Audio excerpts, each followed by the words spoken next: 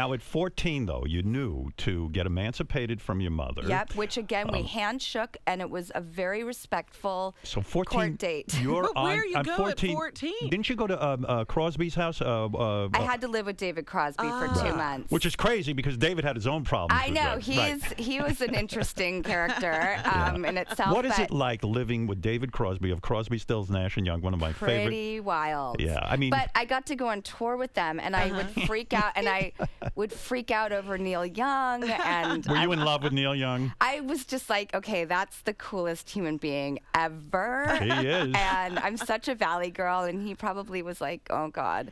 I can't imagine what it's like at 14 to be hanging out with Crosby, Stills, Nash and Young on tour with those guys who are fantastic artists. Does Crosby ever say, listen, Drew, it's bedtime, time to go to sleep? Or he did. He had rules. Yeah, he was a dad. And I felt bad for them. They had to take in this kid, and they weren't parents themselves. And but you know what? I have to say, I had just come out of being in an institution for a year and a half, and it was a very severe lockdown, no Hollywood rehab 30-day Malibu beachside bullshit. Right. This was, School of Hard Knocks in the most severe way. And you're 13. And I'm 13 to 14, but I swear to God, it's what I needed. There was no way I was going to be me without that year and a half. It's almost like joining the military for a 13-year-old. It was boot camp. Right. And you would get the boot all the time. And I hated it at first. I had nothing but freedom up until that point.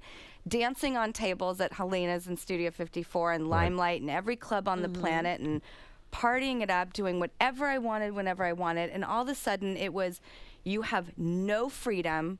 You will figure out your life, and you have the best insurance policy ever. So you're staying here until we tell you you've changed. And it was so upsetting at first, but over the course of that year and a half, I left there like the most humble person you could ever imagine. Right. They saved your life, didn't they? They saved my life. So when people say, hey, these places are bad and this and that, they're full of shit because they were the parent you needed. They at least gave you rules and regulations. They did in a year and a half what probably should have done over the course of 18 years. And I literally left there thinking I will never take anything for granted. And did that really, not that you ever get over doing drugs and drink, it's always sort of in the back of your mind, but did you stay away from that stuff? Did they give you enough tools to stay off of it? They gave me a lot more than just don't do drugs. It was we're going to help you get out there and live your own life. They were a part of the Emancipation program. They worked with the state. They said that would be the healthiest for you. That would be the best, is we're going to help you figure this out so you can get out of here one day